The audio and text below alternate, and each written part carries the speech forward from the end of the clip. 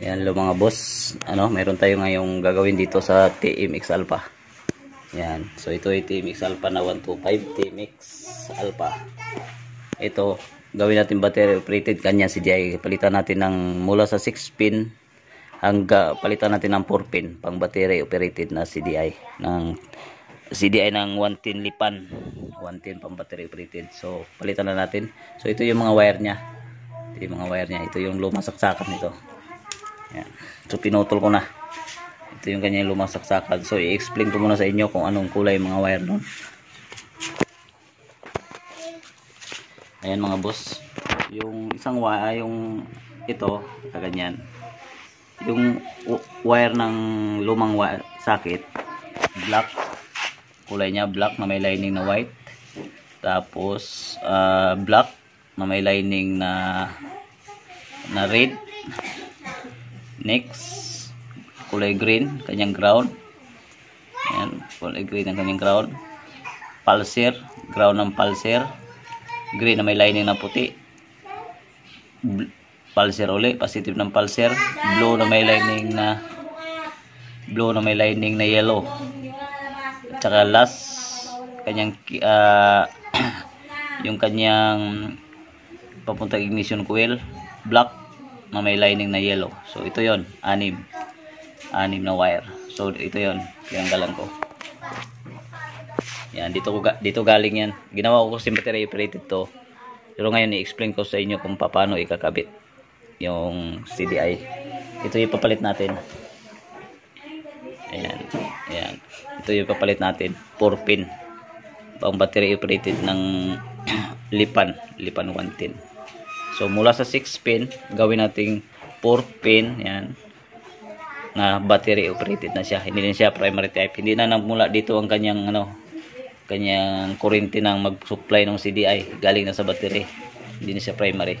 So yan, i-explain ko muna sa inyo kung ano yung posisyon ng mga wire. Yan. So una,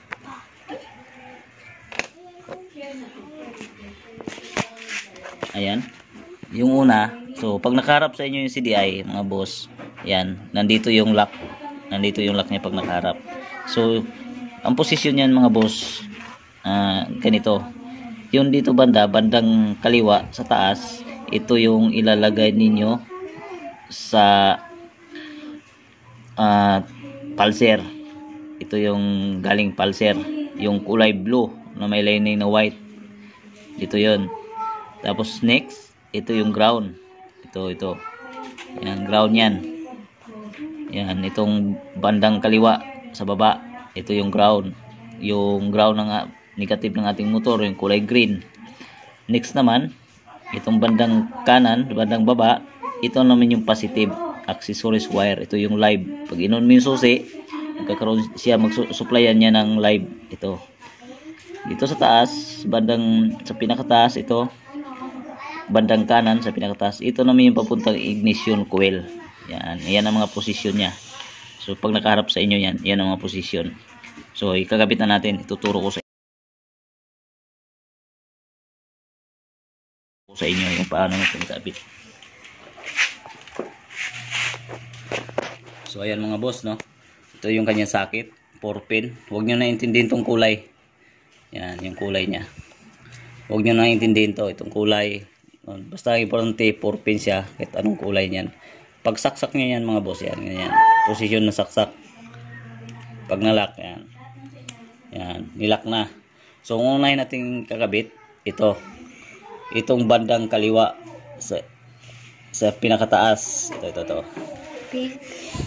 Hindi, huwag nyo intindihin yung kulay, kasi ang importante yung alam nyo kung anong posisyon ng mga wire, yung mga niya, sakit, yan, yung mga kintil niya dyan.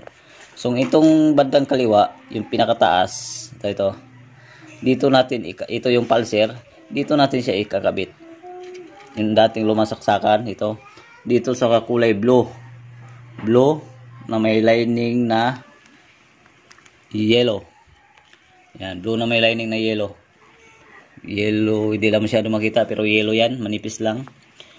Ito yung galing sa pulser. Ito yung positive ng pulser. So ito, tandaan nyo, yung pinakataas, bandang kaliwa, pag nakaharap sa inyo yung CDI, yan, bandang kaliwa, pinakataas, ito, ayan,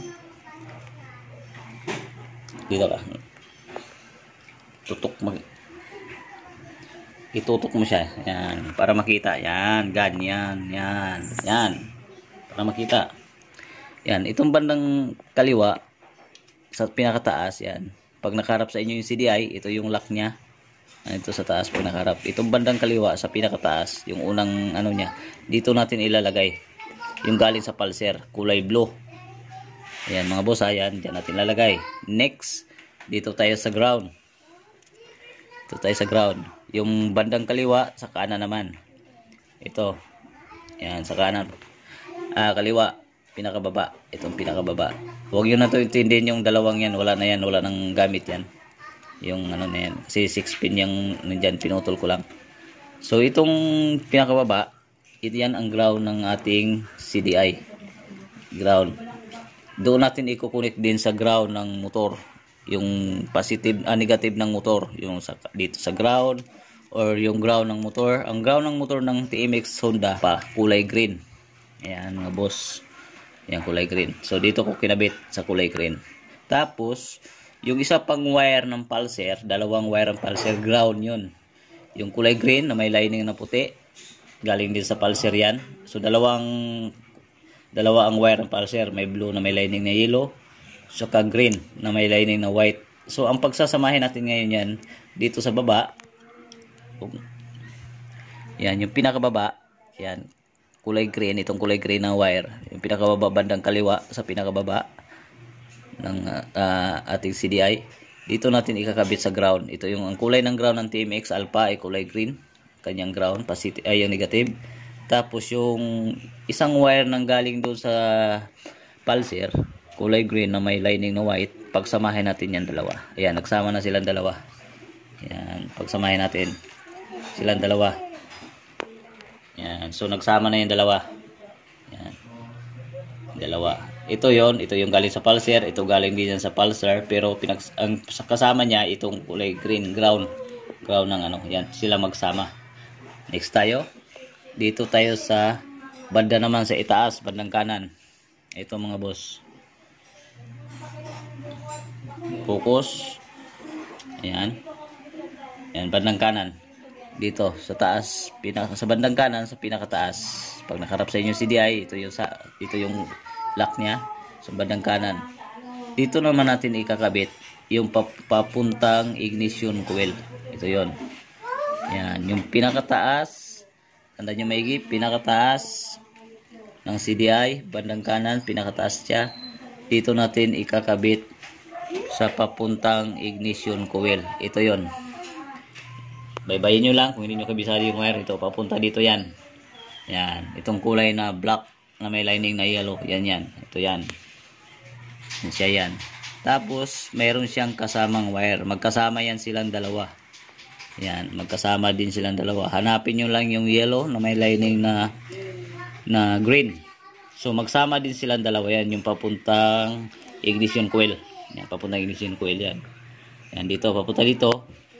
Itong dilaw na may lining na green, papunta ito dito. Papunta dito sa RPM niya. Ito. Sa RPM yan. Kaya sila rin ang magsama dalawa. Ignition coil. Yung ignition coil, papunta ignition coil. Tsaka ito, yung dilaw na may lining na green. Papunta dito yan. Para pag i-rev natin, makikita natin umangat yung ating RPM. Yan, sila. So last natin, itong bandang kanan sa pinakababa. Focus. Yan. Itong kanan. So dito tayo sa pinakababa. Ito yung pinakalas na posisyon ng ating CDI 110 na pang-battery operated. Dito natin, itong wire na to, lagyan natin to ng live. Iko-connect natin to dito sa kulay itim. Yan. Accessories wire ng ano, yan, i-connect natin yan sa kulay itim. Accessories wire to ng Honda, ng motor na Honda. Ito yung accessories wire. Pag on mo ng susi, magkaroon to ng live. So, itong pinakalas, na bandang baba sa kanan, pinakababa ito. Ayan. So dito natin siya i-connect sa kulay itim. Ayan.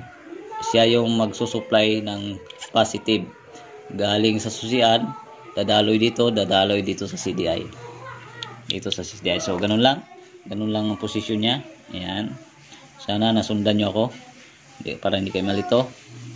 Ayan, ulitin ko. Pag nakaharap sa inyo CDI, ganon. Ayan. Ulitin ko ulit. Pag nakaharap sa inyo CDI, itong lock niya na sa taas. Ito, papuntang pulser. Papuntang pulser yan. Ito, sa ground, negative ng motor.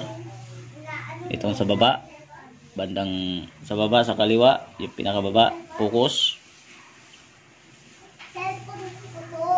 Yan. Yan, yung pinakababa. Yung pinakababa. Yan, sa kaliwa. Papuntang ground yan. Magsama yan dito sa kulay green at saka green na may lining na white. Yung ground ng pulser. Itong sa taas, ito sa bandang kaliwa. Ayan. Dito sa pulser, blue na may lining na white. Positive ng pulser. Yan. So tapos na tayo sa dalawa. Dito naman tayo sa bandang kanan. Yan, bandang kanan. Ito yung papuntang ignition coil. Ito.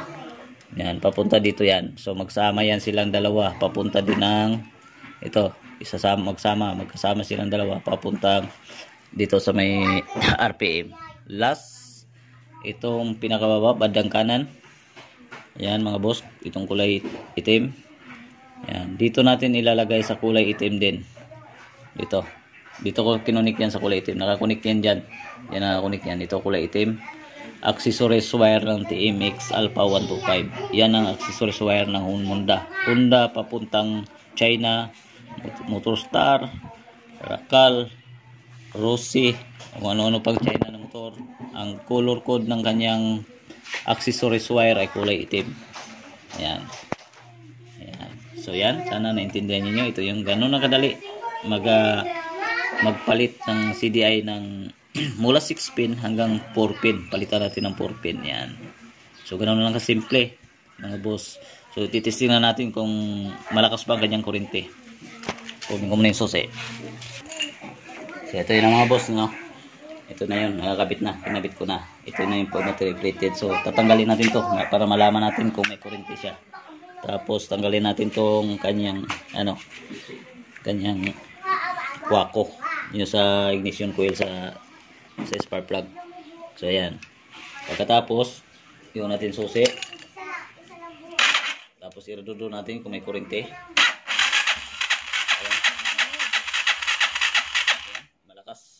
Malakas ang kanyang kurente.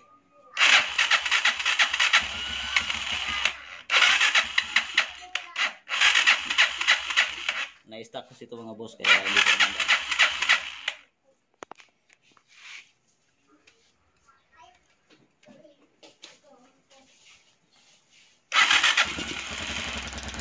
Manda na siya. Wala lang siyang gas kaya hindi siya magpandar. Ayan, so manda na siya. Ayan. So nakita nyo naman kung gaano kalakas ang kanyang kurente. Ayan. Ayan. So yan, ganun lang kasimple. Ganun lang kasimple mag-battery operated ng TMX Alpha 125. Yan, sana may natutunan kayo sa araw na ito, na vlog na ito. Sana ay masundan niyo ang aking gawa para hindi na kayo malito. Maraming salamat at sa God bless sa inyong lahat. Tsaka pa lang mga boss, itong kulay, pag may makita kayo doon na kulay black na may lining na white, ayan yan. Yan, dito sa kasama doon sa CDI, yan. Putulin nyo na yan kasi yan ang kill switch ng kanyang lumang CDI. Hindi na natin kailangan yan. Wala nang gamit to. Tipan nyo na lang. Yan yung pang-anim doon sa pang-anim na wire doon sa CDI. Hindi ko na-explain kanina kasi hindi ko napansin. So yan, ito yung papuntang susian. Ito yung kill switch. So hindi nyo na to gagamitin. Yung black na may lining na white, hindi nyo na gagamitin yan pag nag-battery operate na kanyang ng CDI. So maraming salamat at God bless sa inyo lahat.